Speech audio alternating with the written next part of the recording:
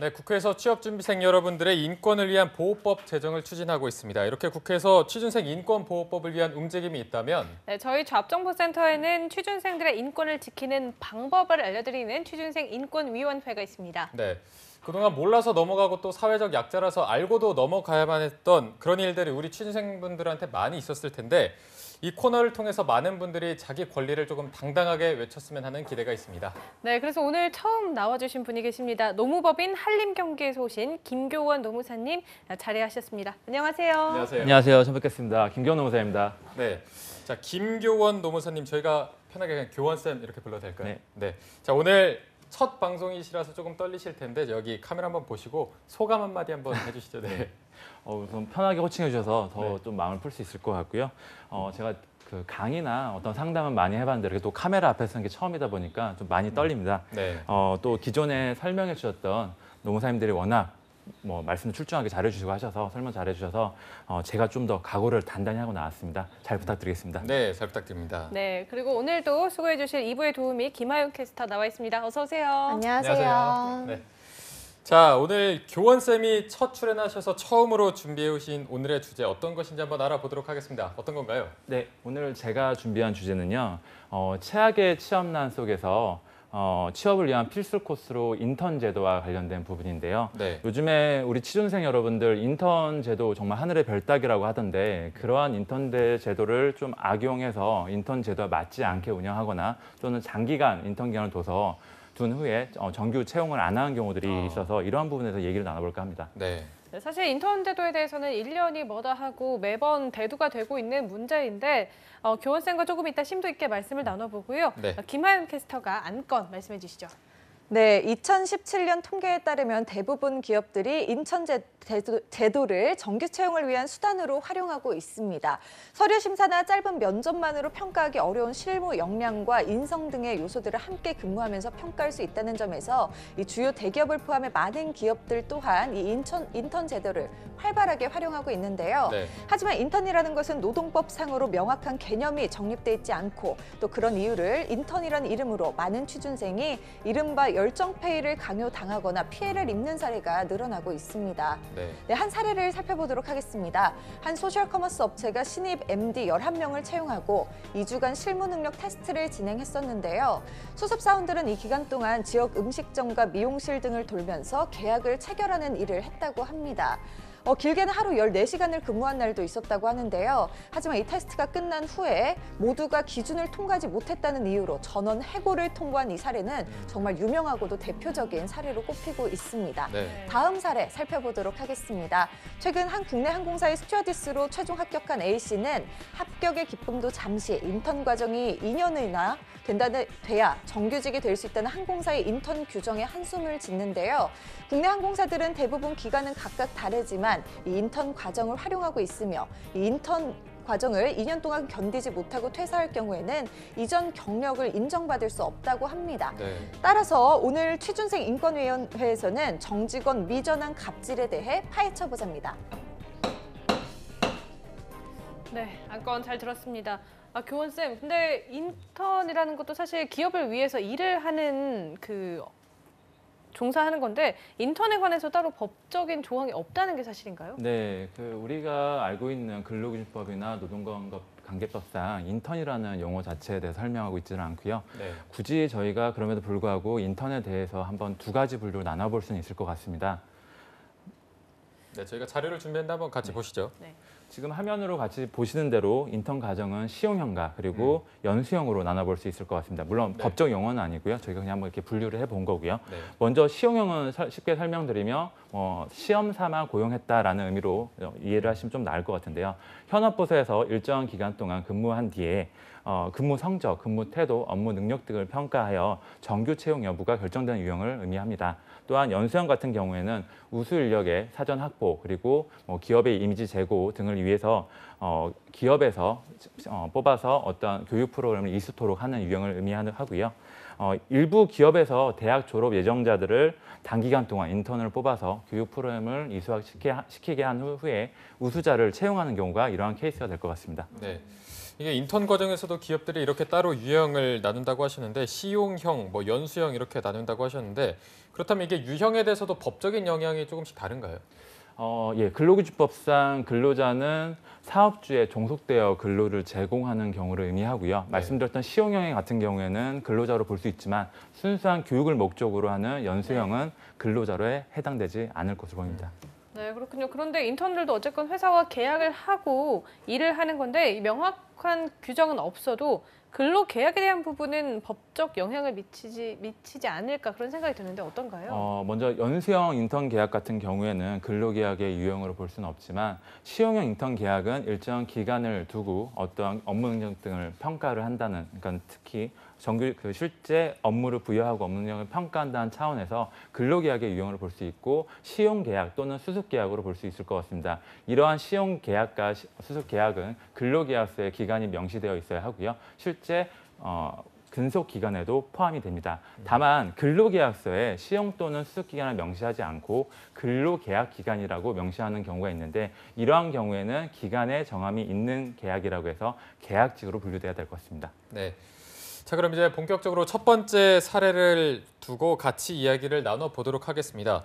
자, 신입 MD 11명을 채용하고 2주간 실무 능력을 테스트를 진행을 했었고 수습사원들은 이 기간 동안 지역 음식점과 미용실 돌면서 뭐 계약을 체결하는 일 이런 실질적인 근무를 했다고 하는데 뭐 보면은 하루에 14시간을 길게 이렇게 근무한 날도 있었다고 합니다. 네. 그런데 이 테스트가 끝나고 나서 모두가 기준을 통과하지 못했다. 이 기준 미달이라는 이유로 다 해고 통보를 당했다고 하는데 사실 이게 아마 뉴스를 보신 분들은 다 아실 만큼 유명했던 일이었고 논란도 정말 많았는데 네, 맞아요.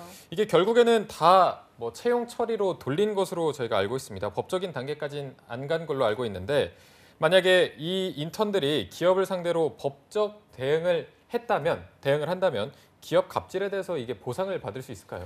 우선은 해당 업체의 경우 인턴 사원들에게 실제 정규 직원과 같은 영업 일을 부여했다라는 점에서 그리고 그거야 내용에 대한 평가를 했다는 점에서 시용형에 해당될 수 있는 근로계약의 유형으로 보이고요. 그래서 당연히 근로자이기 때문에 근로기준법의 보호를 받을 수 있습니다. 이러한 경우 정당한 이유 없이 본 채용을 거절하는 경우 노동위원회에 부당해고 우전 신청을 제기할 수 있고요. 부당해고로 판정되는 경우 본 채용과 그리고 사업주는 해고 시점부터 그리고 본 채용 시점까지 재직하였다면 받을 수 있는 임금 상당액을 지급해야 합니다. 그렇군요. 그러면 이번에는 이어서 두 번째 사례도 같이 한번 이야기를 나눠볼까 하는데요. 네. 두 번째 사례는 보면 연수형 인턴제 이렇게 분류가 될 것 같은데 이번 사례는 어떻게 되는 건가요? 1년이나 2년이나 걸리는 연수 과정 중에 만약에 한 1년 5개월 정도로 일하다가 피치 못할 사정 때문에 중도에 이제 퇴사를 하게 된 상황에 만약에 1년 5개월이 경력으로 인정이 안 된다면 사실 취준생 입장에서는 단순히 시간을 낭비했을 뿐만 아니라 다른 기업에 지원을 할 때도 이것이 경력으로 인정이 안 된다는 거잖아요. 그러면 이게 그냥 통으로 공백기가 되는 건데 이거는 어떻게 되는 건가요? 두 번째 사례의 경우에도 어떤 그 교육 등의 내용이 포함되어 외형상으로는 연수형으로 보이지만 실제 객실 승무원과 같이 근무했다는 점을 봤을 때 시용형 근로계약의 유형으로 볼 수 있을 것 같고요. 이러한 그 교육 실습 등의 목적으로 인턴 제도에 저희가 인턴제에 뽑혔다라고 하더라도 실제 다른 근로자 같이 동일하게 근무를 하였다라고 하는 경우에는 근로자로 볼 수 있고 근로기준법의 보호를 받을 수 있습니다. 네, 이게 법의 보호를 받을 수 있다고 하셨으니까 이 경우에 대해서는 법적인 영향을 저희가 따질 수가 있는 거겠네요. 네. 아까 말씀드렸다시피 이러한 경우에도 근로자에 해당되기 때문에 정당한 이유 없이 본 채용을 거절하는 경우에는 노동위원회에 부당해고 신청을 제기할 수 있고 본 채용과 해고 기간 동안에 임금 상당액을 지급받을 수 있습니다. 또한 근로자 신분을 오랜 기간 이렇게 불확실한 상태로 두는 경우에는 선량한 풍속, 기타 사회질서에 위반된다라고 봐서 무효라고 판정이 됩니다. 네. 보통 통상적으로 이러한 기간은 한 3개월이 이하가 적당합니다. 네, 그렇다면 그런 상황에 맞닿게 된다면 법적으로 손해배상이 가능하고 또 이 1년 5개월이라는 기간을 경력으로도 인정받을 수 있게 되는 건가요? 네, 우선은 뭐 손해배상 청구는 아마 취준생 여러분들이 쉽게 네. 민사 청구가 어려울 것 같고요. 네. 말씀드렸던 아까 근로자에 해당하므로 이제 근로계약 기간, 아까 그게 과도하게 설정된 그러한 그 인턴 기간은 근로계약 기간으로 간주되고 그 근로계약 기간 동안에 재계약이라든지 아니면 정규 채용에 대한 기대감을 갖게 된 경우에는 합리적 사유 없이 그 채용을 거절했을 경우에 부당해고에 해당됩니다. 또한 근로기준법 제39조에는 근로자가 경력에 관한 증명을 요구할 경우에는 사업주가 경력 증명서를 발급해 주도록 하고 있고 네. 이에 따라서 경력은 증명이 될 수 있을 것 같습니다. 네. 이게 뭐 2년은 조금 안 되지만 그래도 1년 넘게 일한 경력이 다 날아가면 그 공백기가 또 상당하고 그렇죠. 사실 취준생들한테는 시간이 정말 금인데 그 시간을 인정받지 못하면은 너무너무 억울할 것 같은데 이 부분을 좀 잘 참고하시면 2년이 안 되더라도 그 부분에 대한 보상을 받을 수가 있을 것으로 보입니다. 경력 증명서를 요청을 하면 그거를 받아서 이제 인정받을 수가 있단 네, 말씀이시죠? 다른 데 취업할 때 그 경력 증명서를 제출하시면 될 것 같습니다. 네네. 자, 그럼 이제 인턴이라는 입장을 조금 더 생각을 해보면은 이 인턴이라는 위치가 법적으로 조금 보호받기가 힘든 위치인 게 사실인 것 같은데 이에 대해서 뭐 취준생들이 미리 알고 조금 인턴을 한다거나 하면은 좀 알아두면 좋을 대응 방안 같은 게 있을까요? 이제 통상적으로 인턴이라고 하면 본인이 근로자 신분이 아니라고 생각하실 수 있는데요. 사실 뭐 현행법상 인턴의 의미가 명확하지 않아 어떤 법적인 제도를 말씀드리기는 어렵지만 구제방을 말씀드리기 어렵지만 아까 말씀드렸던 아까 사례 같은 뭐 실제 영업행위 등의 어떤 실제 일을 부여하였고 그에 따라 일을 하였다라면 근로자에 해당되기 때문에 근로기준법에 따른 보호를 받으실 수 있습니다. 네. 네, 사실 인턴이라는 신분이 사실 을에 위치하는 경우가 많잖아요. 가불관계에서. 네, 그러다 보니까 이제 불합리한 대우를 받았을 때 이 구제까지 뭐 시간이나 비용이 상당히 많이 소요되는 경우가 많을 것 같은데 이런 거는 실제로 좀 어느 정도 이렇게 기간이 걸리나요? 아까 말씀드렸던 부당해고 구제 신청 같은 경우에는 저희가 해고 일로부터 3개월 안에 구제 신청을 제기할 수 있고요. 한 2달 안에 판정이 나오기 때문에 일반 민사적인 부분보다 더 빨리 어떤 구제 신청을 구제를 할 수 있는 부분입니다. 네, 네. 알겠습니다. 자, 오늘 교원쌤이 처음으로 출연해 주셨는데 오늘 그래도 말씀 잘해 주셨고 고생 정말 많이 하셨는데 네. 오늘 마지막으로 오늘의 안건에 대해서 촌철살인 한마디 해주신다면 어떤 말씀을 해주실 수 있을까요? 법이나 제도가 존재한다라고 하더라도 뭐 취준생 같이 사회초년생들 같은 경우에는 본인의 권리 주장을 상당히 하기 힘든 상태인데요. 네. 지금 현재 인턴의 경우에는 뭐 법적 의미조차 명확하지 않아서 더욱 보고되기 힘든 실정입니다. 무엇보다도 이러한 부분, 인턴의 의미와 어떤 기업의 갑질을 막을 수 있는 부분을 입법적으로 제도화하는 게 가장 우선시돼야 될 것 같습니다. 네, 마지막 촌철살인 한마디까지 현직 노무사로서 현실적이고 따뜻한 한마디 해주셨는데요. 네, 오늘도 취준생 인권위원회를 위해 수고해주신 김교원 노무사님 그리고 김하영 캐스터 모두 고맙습니다. 고맙습니다. 감사합니다.